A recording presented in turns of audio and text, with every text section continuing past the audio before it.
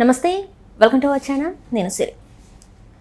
వైసీపీకి దెబ్బ మీద దెబ్బ తగులుతుందేమో అనిపిస్తుంది. ఎందుకంటే వల్లభనేని వంశీ ఇంకా కొడాలి నాని క్రియాశీలక రాజకీయాల నుంచి వెళ్ళి ఇంకా రాజకీయాలకైతే గుడ్ బై చెప్తున్నారు, దూరంగా ఉండబోతున్నారు అని చెప్పేసి అయితే మరి వార్తలు వస్తున్నాయి. ఇందులో ఎంతవరకు వాస్తవం ఉంది ఏంటి అనేది మనకి వివరించడానికి మనతో పాటు ఉన్నారు ప్రముఖ సీనియర్ జర్నలిస్ట్ జగదేవ్ గారు. నమస్కారం సార్. సార్, ఇప్పుడు చూస్తుంటే జగన్ గారి పరిస్థితి రోజు రోజుకి కిందికి జారిపోతుందేమో అనిపిస్తుంది. ఎందుకంటే ఒక్కొక్కరు నేతలందరూ కూడా బయటికి వెళ్ళడం, ఉన్న 11 మంది కూడా తనతోని సరిగా ఉండట్లేదు, పక్క పార్టీలతోని టచ్లోకి వెళ్తున్నట్టు వినిపిస్తుంటే, ఇంకొకటి ఏంటంటే ఇంతకుముందు ఈ 5 సంవత్సరాలు ఎవరైతే ఉన్నారో తన పక్కన వెన్నుదన్నులాగా ఇప్పుడు వాళ్ళు ఇంకా మొత్తం పూర్తిగా రాజకీయాలకి దూరం అయిపోతున్నారని చెప్పేసి మరి వార్తలు వస్తున్నాయి. అందులో కొడాలి నాని గారి పేరు, వల్లభనేని వంశీ గారి పేరు అయితే వినిపిస్తుంది. మరి ఏంటి నెక్స్ట్ ఎలా ఉండబోతుంది? వాళ్ళు అంటే జగన్మోహన్ రెడ్డి గారి పక్కన ఉన్నారు, ధైర్యంగా ఉన్నారని అంటే అది కూడా ప్రతిదీ కూడా స్వార్థపూర్తి రాజకీయాలు అయిపోయాయి. ఎందుకంటే పదవిలో ఉన్నప్పుడు అందరూ ఉంటారు, పదవి పోయాక ఎవరూ ఉండరు. దానికి చాలా ఎగ్జాంపుల్స్ ఉన్నాయి. మనం చాలా సందర్భాల్లో చాలా సినిమాలో కూడా మనం చూసుంటాం సరదా సన్నివేశాలు. దట్టు పదవి ఉన్నప్పుడు పుల్లాగా ఉండే నాయకుడు వ్యక్తి పదవి పోయాక కూరలు పీకేసిన పాములాగా తయారవుతారు. ఇంకా పులి కాస్త పిల్లి అవ్వచ్చు, లేదా గుడ్డిదైనా అవ్వచ్చు. గుడ్డి పులి కూడా గుహలోంచి బయటికి రాదండి, ఇంకా అక్కడే ఉండిపోతుంది. సో అలాంటి పరిస్థితి ఎదురవుతుంది. కాకపోతే ఇక్కడ మరీ విపరీత చర్యలకి, విపరీతమైన కామెంట్స్కి, వ్యాఖ్యలకి వెళ్ళిపోవడం వల్ల వీళ్ళు అసలు అప్పుడు గతంలో మరీ టూ మచ్గా మాట్లాడారు ఎవరెవరు అయితే ఉన్నారో వాళ్ళందరూ ఇప్పుడు బయటికి రావడానికి వాళ్ళు గిల్టీగా ఫీల్ అవుతున్నారో లేదా వాళ్ళ సిగ్గు వాళ్ళకే అనిపించి బయటికి రావట్లేదో తెలియట్లేదు, కానీ మొత్తానికి మొహం చాటేస్తున్నారని చెప్పాలి. సో జగన్మోహన్ రెడ్డి గారు ఎలాగో ఓడిపోయారు in the sense government form చేయలేకపోయారు కాబట్టి ఖచ్చితంగా అందరూ ఎడమొహం పెడమొహం చేస్తారు, వేరేగా ఉంటారు. మీరు చిన్న ఎగ్జాంపుల్ చెప్తాను. ఇప్పుడు ఇవాళ దానం నాగేంద్ర గారు తెలంగాణలో అసెంబ్లీ సాక్షిగా కొన్ని రకాల వ్యాఖ్యలు చేశారు. అవి రికార్డు నుంచి తొలగించాలని డిమాండ్ చేస్తున్నారు. అదంతా మనం చూసాం, అక్కడ బీప్ సౌండ్ కూడా వేశారు. సో ఆయన అలా మాట్లాడుతున్నప్పుడు ఇటువైపు నుంచి సభికులు ఎవరు ఎందుకు మాట్లాడట్లేదు గట్టిగా? ఒకరిద్దరు తప్ప, కేటీఆర్ గారు, హరీష్ రావు గారు, కేసిరెడ్డి గారు తప్ప మిగతా వాళ్ళందరికీ ఎందుకు గట్టిగా అరవలేకపోతున్నారంటే, అరే మనకెందుకు కామ్గా ఊరుకుందాం, ఏదైతే అదైంది, ఒకవేళ అవకాశం ఇటు ఉంటే ఇటే ఉంటాం, లేదా అటు జంప్ అయిపోతాం. ఎక్కువగా నోరు చేసేసుకుంటే రేపు పొద్దున మళ్ళీ బీఆర్ఎస్ కాంగ్రెస్ మళ్ళీ కంటిన్యూస్గా అధికారంలో వస్తే కాంగ్రెస్లోకి వెళ్ళడం అవుతుంది. వీళ్ళే 2 రోజులు బీఆర్ఎస్లో ఉంటారు అధికారం లేకుండా, మిగతా ఎమ్మెల్యేలు ఉండలేరు కదా.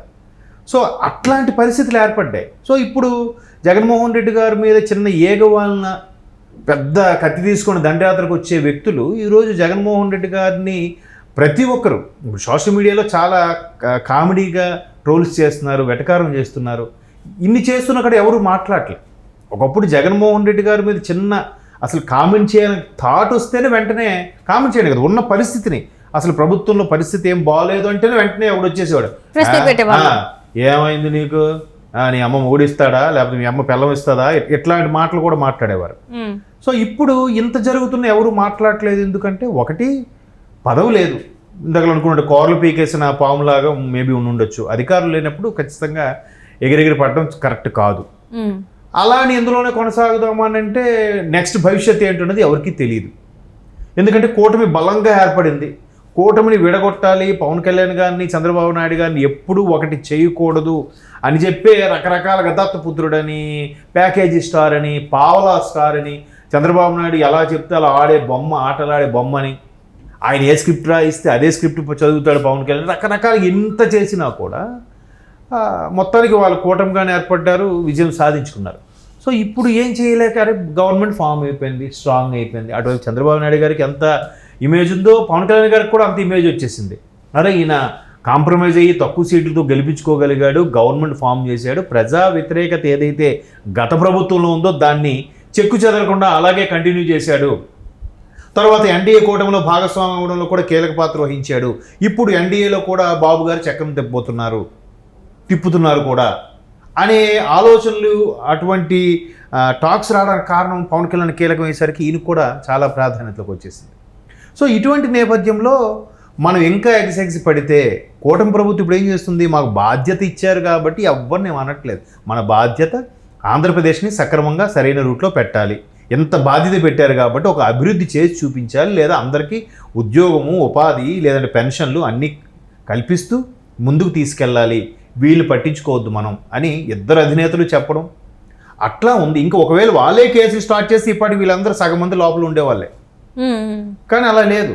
సో ఇంకెందుకు క్రియాశీల రాజకీయాలకు దూరంగా ఉందామని మేబీ వంశీ గారు, తర్వాత కొడాలి నాని గారు కూడా ఉన్నారు. కొడాలి నాని గారు కూడా మీరు జగన్మోహన్ రెడ్డి గారు అక్కడ ధర్నా చేసినప్పుడు కూడా నేను వెళ్ళినట్టు ఏం చూడలేదు, ఢిల్లీకి వెళ్ళాలి. అసలు అంత అండగా జగన్మోహన్ రెడ్డి గారి గురించి ఏగవాలన మాట్లాడే వ్యక్తి అక్కడికి వెళ్ళకపోవడం అనేది ఎటువంటి కారణాలు దారితీస్తుందో తెలియదు.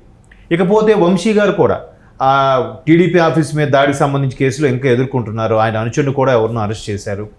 ఇటువంటి నేపథ్యంలో ముగ్గురు మిత్రులు ఉన్న వంశీ గారు, కొడాలి నాని గారు, తర్వాత వంగవీటి రాధా గారు, ఈ ముగ్గురు మంచి మిత్రులట.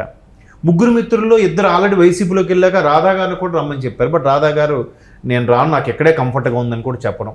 తర్వాత రాధా గారు ఇటు టీడీపీ క్యాన్వాసింగ్లోనూ అటు జనసేన క్యాన్వాసింగ్లోనూ చాలా యాక్టివ్గా పార్టిసిపేట్ చేసి పరోక్షంగా మిత్రుల మీద కానీ, మిత్రులు ఉన్న పార్టీ మీద కానీ కామెంట్స్ చేయడం అది చూసాం.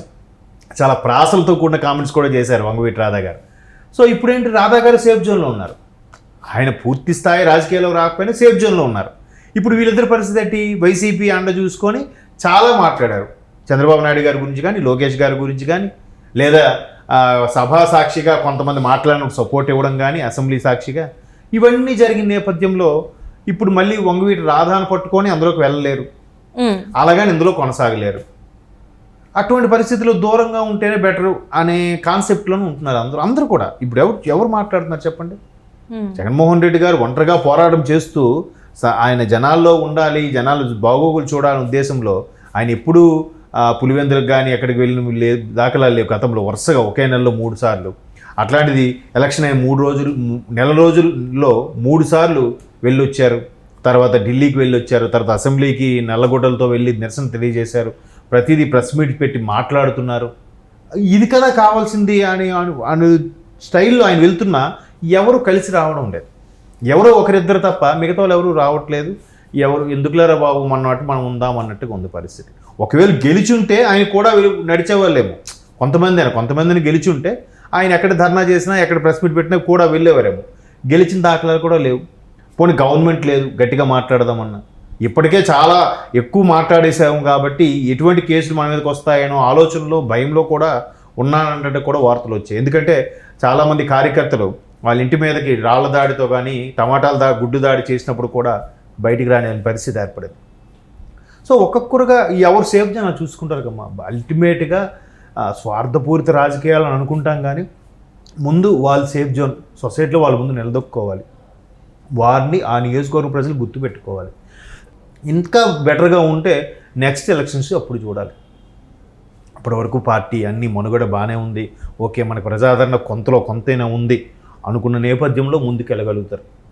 లేదంటే ఇంకా గతంలో జరిగిన దూకుడిని ఇప్పుడు ప్రదర్శిస్తే జనాలు తిరగబడే అవకాశం కూడా ఉంది కాబట్టి స్తబ్దుగా ఉన్నారు. దాన్ని ఇండైరెక్ట్గా జగన్మోహన్ రెడ్డి గారికి సంకేతాలు పంపించే ఉంటారు. లేదంటే ఇప్పటికీ ఆయన మీటింగ్ పెడితే రెండని పిలుస్తున్నా కూడా చాలామంది మీటింగ్కి రావట్లేదు. సాధక బాధలు తెలుసుకుందామని ప్రయత్నం చేస్తున్నా కూడా రావట్లేదు. ఎవరెవరైతే ఓపెన్ అయ్యి జగన్మోహన్ రెడ్డి గారు గతంలో ఇలా చేశారు, అలా చేయకపోవాల్సింది, లేకపోతే పథకాలు ఇలా పెట్టారు, ఇలా పెట్టకపోవాల్సింది, లేదంటే ప్రజల్లోకి ఎక్కువ రాలేదు, వస్తే బాగుండేది అని ఎవరెవరైతే ఓపెన్గా ఈ బయటకు వచ్చి, ఇప్పుడు కేతిరెడ్డి గారు కానీ, కరణం ధర్మశ్రీ గారు కానీ, జక్కంపూడి రాజా గారు కానీ, ఇటువంటి వాళ్ళు ఎవరెవరైతే బయటకు వచ్చి మాట్లాడుతున్నారో వాళ్ళు ఇంకా జగన్మోహన్ రెడ్డి గారితో కంటిన్యూ అయ్యే ప్రయత్నం చేస్తున్నారు. మిగతా అందరూ కూడా సైలెంట్గా ఉన్న సెన్స్ వాళ్ళు పక్కకు జారుకుంటున్నారని అనుకోవాలి. మేబీ పక్కకు జారుకుపోయినా అందులోనే ఉంటారు, కానీ అందరూ బయటికి వెళ్ళామని చెప్పరు, అందులో కన్సల్ట్ అవుతున్నారు కూడా చెప్పరు. మీడియాకు దొరకకుండా అలా స్తబ్దుగా ఉండిపోతున్నారు. Right sir, right. Thank you so much sir.